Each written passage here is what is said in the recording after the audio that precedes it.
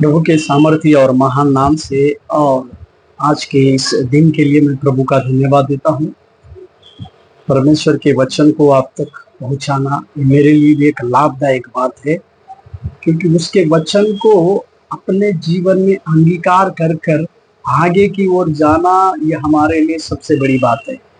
दूसरा कुरिन्थियों की पत्री 10वें अध्याय के 5वें वचन की ओर हम अपने ध्यान को आकर्षित करें। दूसरा कुरिन्थियों की पत्री 10वें अध्याय 5वें वचन में, जहां पर पौलुस कहते हैं, इसीलिए हम कल्पनाओं का और हर एक ऊंची बात का जो परमेश्वर के पहचान के विरुद्ध में उठती है खंडन करते हैं और हर एक भावना को कैद करके मसीह का आज्ञाकारी बना देते हैं।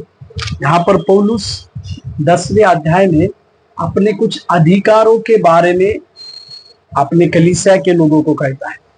मसीह जीवन जीते समय परमेश्वर के द्वारा हम कुछ अधिकारों को प्राप्त किए और उस अधिकारों को प्राप्त कर कर हम आगे की ओर दौड़ना, ये सबसे बड़ी बात है। उस अधिकार को सबसे पहले हमें पहचानने की आवश्यकता है। हमारे पास परमेश्वर ने किस प्रकार का अधिकार दिया है और उस अधिकार को लेकर यहाँ पर पौलुस कुछ बातों को अपने जीवन काल में कुछ बातों को कैद करने की बातों को कहता है। सबसे पहली बात जो है कल्पना। कई बार हम कई एक प्रकार की कल्पनाओं को करते हैं।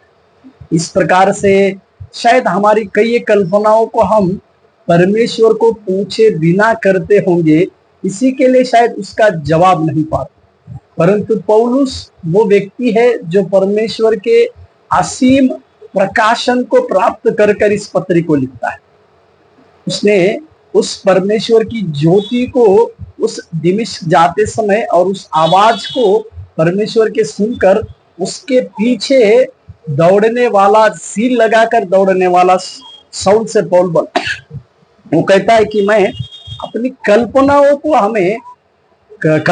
को और दूसरा कहता है कि हर एक ऊंची बात। कई बार मसीह जीवन को जीते समय कई प्रकार के घमंड के द्वारा हम कई प्रकार की ऊंची बातों को कह देते हैं जो परमेश्वर के लिए किसी भी द्वारा पर्याप्त नहीं होते, या परमेश्वर इस प्रकार की बातों को करने के लिए हमें मना कर देते हैं। परंतु कभी कभी हम उस अभिमानियों के जैसा होकर कई प्रकार की ऊंची बात कर लेते हैं। और तीसरी एक बात है परमेश्वर के पहचान। हम कभी कभी अपने खुद की पहचान बनाना चाहते हैं। पैसों के द्वारा हो सकता है, या अपने डिग्रियों के द्वारा हो सकता है, या अपने ज्ञान के द्वारा हो सकता है। हम अपनी खुद की पहचान को बनाने में वे अपने जीवन को व्यस्त करते हैं। परंतु आपकी और हमारी सबसे बड़ी पहचान अगर क्या है कर कोई पूछे तो परमेश्वर के पुत्र बनना, ये हमारी सबसे बड़ी पहचान है। परमेश्वर के नाम की महिमा। इस पहचान को छोड़ जगत में और किसी पहचान की हमें आवश्यकता नहीं है। इस बातों को भी हमें समझने की आवश्यकता है। इसी के लिए पौलुस उस पहचान के विरुद्ध में भी खंडन करने की बात करता है। और भावना, इमोशन, या कभी भावनात्मक निर्णय लेने की बातें आती है, या कभी कभी भावना विवश होकर हम कुछ कामों को करते हैं। इस कामों को करने के लिए भी हमें परमेश्वर की उस अनुमति की बातों को प्राप्त करने की जरूरी है।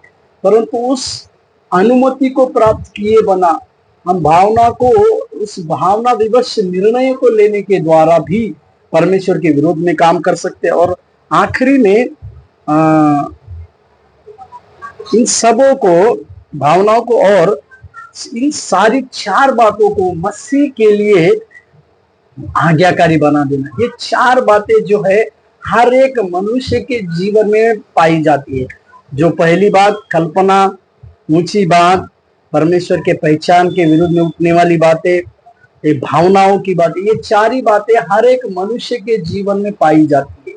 परंतु सच्चा मसीह सैनिक वो है जो इन चारों बातों को कैद कर कर मसीह के लिए इन चारों बातों को आज्ञाकारिता के रूप में लाना, या इन सारी बातों को कैद कर कर उन्हें मसीह में आज्ञाकारिता में लाना। मेरे प्यारो, मसीह की आज्ञाकारिता की बातों को जब हम सीखने पर है या मसीह के लिए आज्ञाकारिता के लिए जब हम सोचते, तो इन चार बातों को जो हमारे विचारों में पाई जाती, इन चारों बातों को भी मसीह के लिए, मसीह के काम करने के लिए कैद कर कर, उसे कैद कर कर परमेश्वर के लिए आज्ञाकारिता के रूप में रखना, और फिर हमारे उस अधिकार को इस्तेमाल करते हुए इन चारों चीजों, चारों बातों को अधिकार के द्वारा इस्तेमाल कर कर मसीह के लिए आज्ञाकारिता के रूप में बनाकर हम अपने जीवन की बातों को आगे की ओर बढ़ाने पाए, ताकि परमेश्वर हमारे द्वारा उसके कार्य की बातों को बहुतायत से करने पाए। प्रभु आज के दिन में आपको आशीष दे।